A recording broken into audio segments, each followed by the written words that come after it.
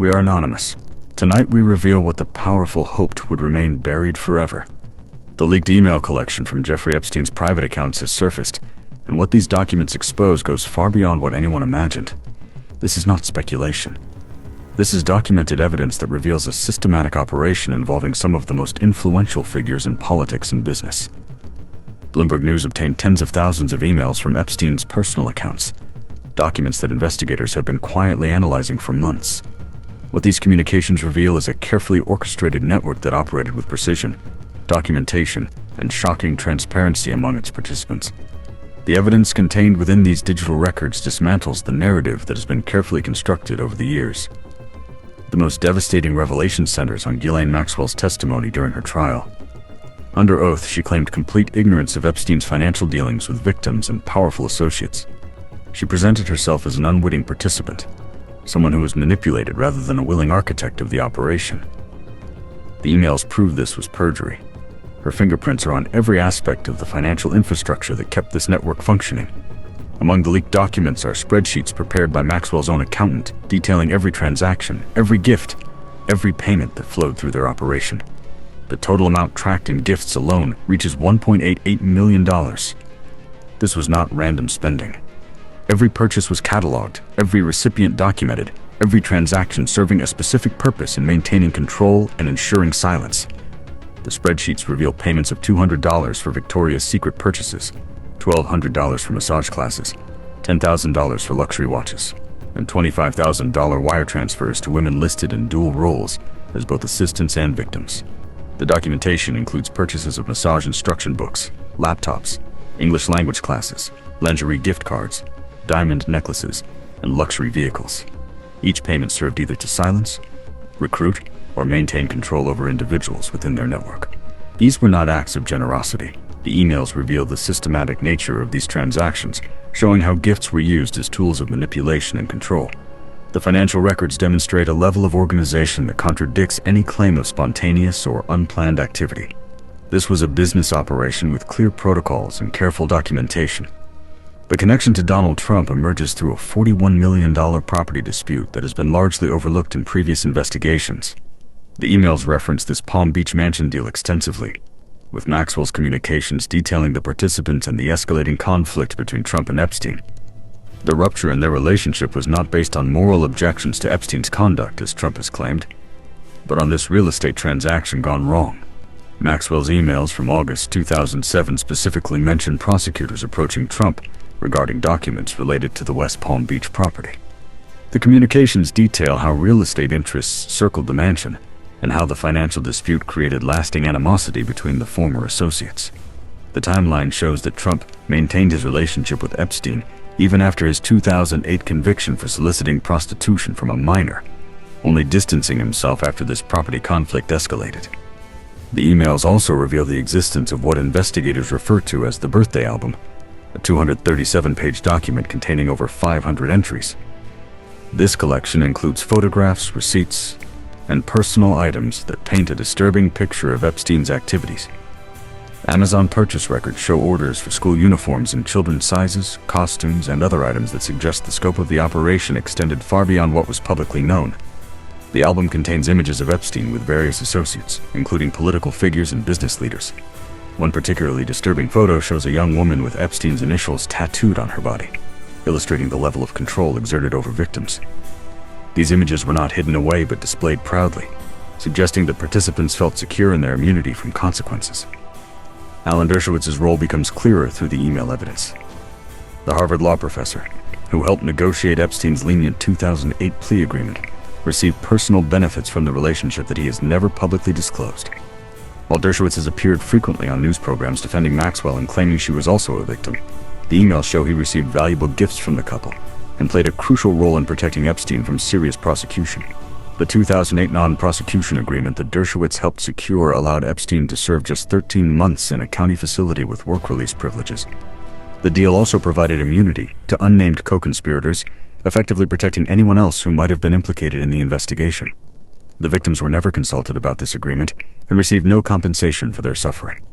The emails reveal Maxwell's emotional attachment to Epstein during his incarceration, with messages expressing love and devotion while he served his minimal sentence. These communications contradict her later claims of being manipulated or coerced, instead showing someone who remained committed to protecting and supporting Epstein throughout his legal troubles. Financial records within the emails show Maxwell's involvement in Epstein's business operations extended far beyond personal assistance. She held director positions in his companies, controlled bank accounts used for laundering money, and managed the day-to-day operations that kept the network functioning. Her name appears on corporate documents, banking records, and property transactions throughout their years of collaboration. The most disturbing emails detail offers made to Epstein from various sources.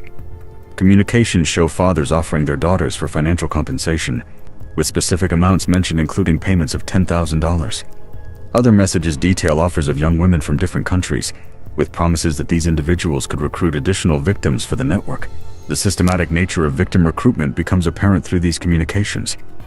The emails show a coordinated effort to identify, approach, and integrate young women into the operation.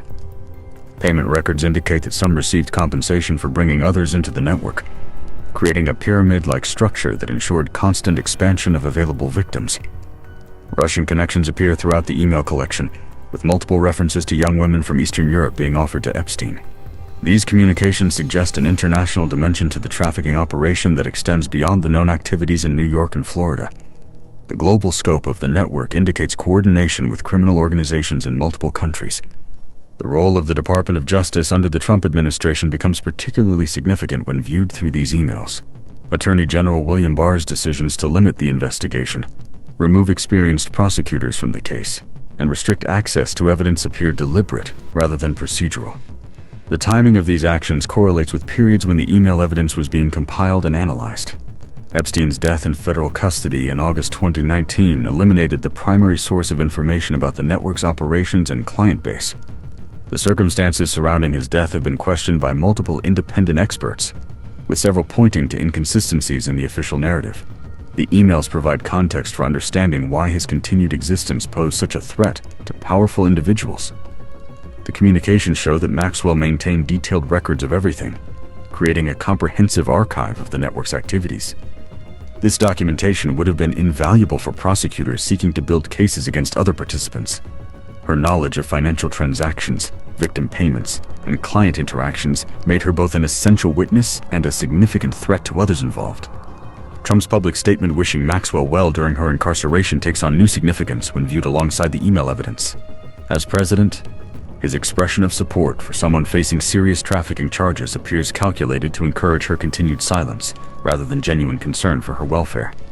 The email suggests she possessed information that could implicate him in activities beyond the property dispute. The investigation into Epstein's network was systematically undermined by decisions made at the highest levels of the Justice Department. Prosecutors who had been building comprehensive cases against multiple defendants found their resources redirected and their access to evidence restricted. The emails provide documentation of activities that would have supported charges against numerous individuals beyond Epstein and Maxwell. Current legal proceedings continue to face obstacles that appear designed to prevent full disclosure of the network's scope and participants. Court filings remain sealed, witness identities are protected through extraordinary measures, and evidence that could identify other participants is restricted from public view. The email collection represents one of the few sources of information that has escaped these protective measures. The financial infrastructure revealed in the emails demonstrates sophisticated money laundering operations designed to obscure the source and destination of payments. Multiple shell companies, offshore accounts, and intermediary transactions created layers of protection for both those making payments and those receiving them. This level of complexity suggests professional guidance in structuring these arrangements. Intelligence community connections appear throughout the email evidence, with references to individuals and organizations that have known ties to various agencies. The protection afforded to the network's operations suggests coordination with elements within the national security apparatus.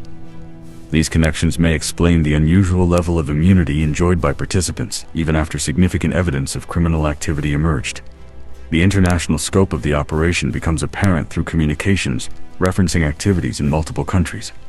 Properties in France, the Caribbean, and other locations served as venues for network activities, with detailed coordination apparent in the planning and execution of events at these sites. The global reach of the operation required coordination with local authorities and criminal organizations in multiple jurisdictions. Victim testimony that has emerged through civil litigation corroborates many details found in the email evidence. The consistency between these independent sources strengthens the credibility of both the documentary evidence and witness accounts. The systematic nature of the abuse described in court filings matches the organized approach documented in the financial records and communications. The attempt to rehabilitate Maxwell's image through media appearances and legal arguments has been consistently undermined by the evidence contained in these emails. Her lawyer's claims of her being manipulated or coerced are contradicted by communication showing her active participation in planning and executing network operations. The documentary evidence reveals someone who was a willing and essential participant rather than a victim. The broader implications of this email collection extend beyond the specific criminal activities of Epstein and Maxwell. The documents reveal how wealth and influence can create immunity from consequences, how institutions designed to protect victims can be corrupted, and how systematic abuse can continue for years when protected by powerful interests. The network's operation required corruption at multiple levels of government and law enforcement. Public officials who interacted with Epstein and Maxwell during the period covered by these emails have largely avoided accountability for their associations. The documentary evidence provides a factual basis for questioning these relationships and demanding explanations for decisions that benefited the network's continued operation. The pattern of protection extended to participants suggests coordination rather than coincidence. The technological evidence preserved in these emails provides prosecutors with tools that were not available during previous investigations. Digital timestamps, metadata, and communication patterns create an irrefutable record of activities and relationships that cannot be dismissed or explained away. This evidence standard exceeds what was available during the initial prosecution efforts. Media coverage of the email revelations has been notably limited despite the significance of the documentary evidence. Major news outlets that extensively covered other aspects of the Epstein case have given minimal attention to these communications. This selective coverage pattern suggests that the full implications of the email evidence are being deliberately minimized. The victims whose suffering is documented in these emails deserve justice that has been denied for over a decade. Their courage in coming forward despite intimidation and legal obstacles has made these revelations possible. The systematic nature of their abuse, documented in clinical detail within these communications, demands accountability from all participants in the network. The evidence contained within Epstein's email collection represents more than documentation of individual crimes. These communications reveal how systemic corruption enables continued abuse, how wealth creates immunity from consequences, and how institutions can be captured to serve criminal interests rather than public justice. The patterns revealed in these documents extend far beyond one trafficking network. Those who enabled, protected, and benefited from this network remain in positions of power and influence. The email evidence provides a roadmap for understanding how systematic abuse operates at the highest levels of society. This information empowers citizens to demand accountability from institutions that have failed to protect victims and prosecute perpetrators.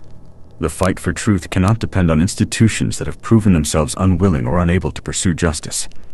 The power of truth lies in its ability to expose corruption and demand change. These emails represent more than evidence of past crimes. They are a call to action for those who refuse to accept that wealth and influence place anyone above the law.